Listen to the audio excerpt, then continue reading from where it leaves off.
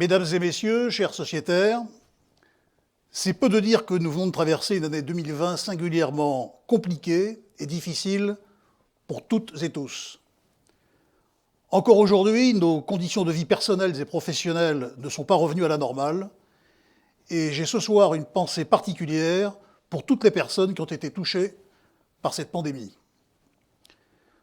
Compte tenu de la prolongation de l'état d'urgence sanitaire jusqu'au 1er juin 2021 et dans le respect des mesures adoptées par le gouvernement pour freiner la propagation de l'épidémie de Covid-19, la société a décidé, conformément aux dispositions légales et réglementaires spécifiques en vigueur, de tenir son assemblée générale à huis clos, et ce, pour la deuxième année consécutive, malheureusement. En effet, des mesures administratives limitant ou interdisant les rassemblements collectifs pour des motifs sanitaires font obstacle à la présence physique à l'Assemblée générale de ses membres. En conséquence, le président du conseil d'administration et le directeur général, agissant sur délégation du conseil d'administration, ont décidé de tenir exceptionnellement l'Assemblée générale ordinaire, initialement convoquée au Palais du Pharo, à huis clos, c'est-à-dire hors la présence physique de ses sociétaires et des autres personnes ayant le droit d'y assister.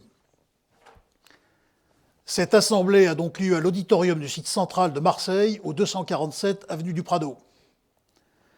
Cette décision intervient conformément à l'ordonnance numéro 2020-321 du 25 mars 2020, modifiée par l'ordonnance numéro 2020-1497 du 2 décembre 2020 et dont la durée a été prorogée jusqu'au 31 juillet 2021 par le décret 2021-255 du 9 mars 2021. Les sociétaires ont été informés de ce changement par avis d'insertion dans des journaux d'annonce légale, ainsi que par bannière d'information figurant sur le site internet de l'établissement www.bpmed.fr. Les sociétaires ont pu voter par correspondance ou sur le site de vote en ligne. Je tiens à remercier chaleureusement les sociétaires qui ont pris part au vote, témoignant ainsi de l'intérêt qu'ils portent à la vie de notre banque. En qualité de président, je vous propose de constituer le bureau de notre Assemblée, qui sera composé de Mme Stéphanie Rondepierre-Huard et de M. Alain Hurson, tous deux sociétaires, aux fonctions de scrutateurs. En ce début d'année 2021, notre entreprise connaît également un changement majeur, sur lequel je reviendrai, puisque Mme Sabine Calba vient de succéder à M. Christophe Bosson au poste de directrice générale de la Banque Populaire Méditerranée. Pour des raisons familiales, Mme Calba ne peut être présente aujourd'hui. Elle est représentée au cours de cette assemblée par M. Philippe Dumas, directeur financier, juridique et contentieux, et M. Philippe Gassin, directeur de l'exploitation, tous deux dirigeants effectifs de la Banque Populaire Méditerranée. M. Philippe Dumas assumera la charge de secrétaire de notre Assemblée aujourd'hui. Le bureau est physiquement présent. Par ailleurs, je vous indique que pour une bonne organisation, maître Christian Rebuffat, huissier de justice à Marseille, assistera à cette Assemblée pour prendre acte de son bon déroulement. La société Acta est également présente et sera chargée de filmer notre Assemblée générale et de mettre à disposition les temps forts sur notre site. Je constate que l'Assemblée a été convoquée conformément aux dispositions statutaires et légales.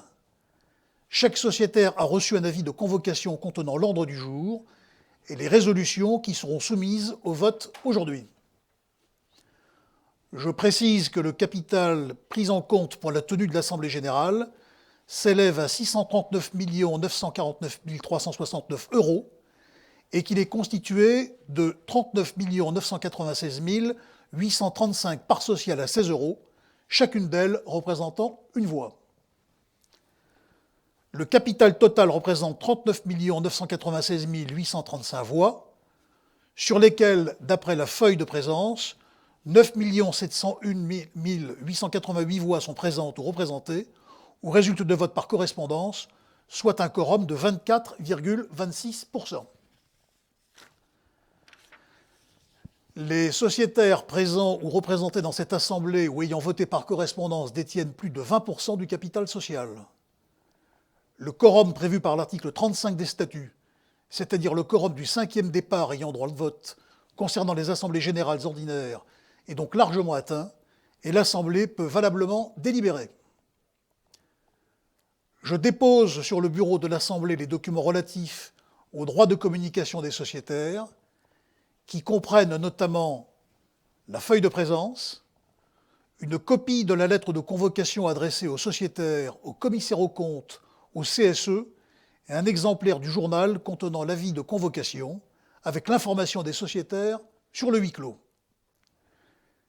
Les pouvoirs des sociétaires représentés et les formulaires de vote par correspondance, des documents adressés aux sociétaires sur leur demande ou mis à disposition avant l'Assemblée, le bilan social avec avis du comité d'entreprise, le rapport annuel 2020 comprenant notamment le rapport de gestion, le rapport sur le gouvernement d'entreprise, les comptes annuels et consolidés, les rapports des commissaires aux comptes.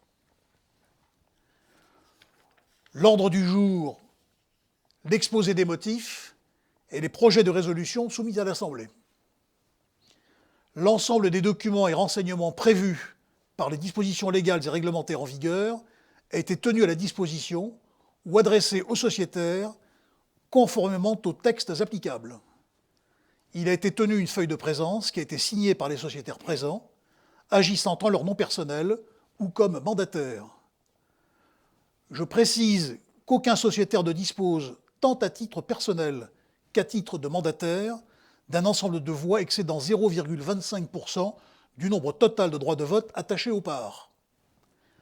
Les formalités d'ouverture étant également remplies, je déclare donc l'Assemblée générale ouverte.